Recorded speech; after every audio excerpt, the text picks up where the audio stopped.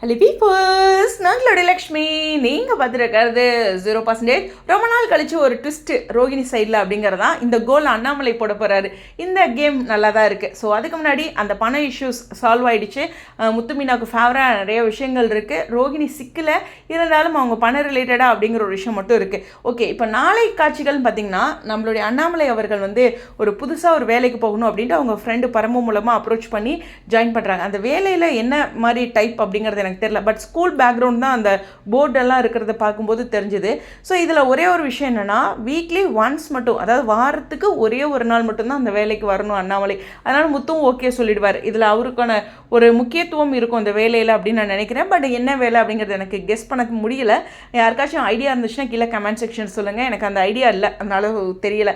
Okay, அதே same time அதே ஸ்கூலாக இருக்கும்னு தான் நினைக்கிறேன். அதில் கிறிஷை ஜாயின் பண்ணுறதுக்காக ரோஹிணியும் அவங்க அம்மா கூட வராங்க. இவர் ஃபோன் எடுத்து பரமுக்கிட்ட சொல்கிறாருன்னு நினைக்கிறேன் இந்த வேலை ரிலேட்டடாக. அந்த டைமில் பார்ப்பாரா அப்படிங்கிற ஒரு கொஸ்டின் மார்க் இருக்குது. இன்றைக்கி பார்க்கலினாலும் அங்கே தான் வேலையில் ஜாயின் பண்ணியிருக்காரு. ஸோ என்றைக்கோ ஒரு நாள் கிறிஷ் பற்றிய உண்மைகள் அண்ணாமலைக்கு தெரிகிற மாதிரி அங்கே ஒரு கேமை ஸ்டார்ட் பண்ணியிருக்காரு டேரக்டர்.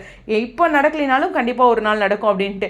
இவரோட வேலை கண்டினியூ ஆகுமா அப்படிங்கிற ஒரு விஷயம், அந்த வேலை என்னவா இருக்கும், இந்த வேலை இங்கே தான் அப்படிங்கும்போது ரோஹிணி வேலை ஸ்கூலை மாற்றுவாங்களா அப்படிங்கிற மாதிரி எக்கச்சக்கமாக இருக்குது. ஃபஸ்ட்டு இது ஸ்கூல் ரிலேட்டடான ஜாப் என்ன அப்படிங்கிற மாதிரி இருக்குது. இருந்தாலும் இந்த சைடு அண்ணாமலை சைடு அப்படிங்கிற ஒரு மாதிரி கொண்டு வந்திருக்காங்க.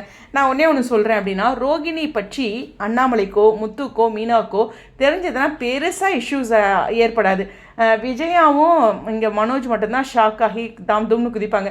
இவங்க எல்லாமே அவங்களோட வாழ்க்கை அப்படிங்கிற மாதிரி ஒரு பாயிண்ட்டுக்கு வந்துருவாங்க அப்படிங்கிறது ஒரு சின்ன கெஸ்ஸு. இதை நான் முன்னாடியே சொல்லிகிட்டு இருக்கேன். போக போக பார்த்திங்கன்னா மனோஜோட வாழ்க்கை ரோஹிணினால் நிறையா மாறி இருக்க மாதிரி ஒரு சில வியூஸ் கொண்டு வந்துட்டாங்க.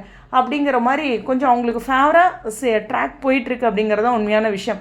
ஸோ இருந்தாலும் இவங்க மறைச்சது அப்படி இப்படிங்கிறது எப்படி கொண்டு வராங்கன்றிருந்தாலும் ஒரு ஃபேவரிசம் அவங்களுக்கு கொண்டு வந்திருக்காங்க ட்ராக்கை பொறுத்து வரலாம் அப்படிங்கிறது என்னோட ரொம்ப நாள் வியூவாகவே நான் நினச்சிட்ருக்கேன். அதையும் உங்களுடைய கருத்துக்களை கீழே கமெண்ட் செக்ஷனில் இருக்கேன். ஸ்டேடியம் 0%.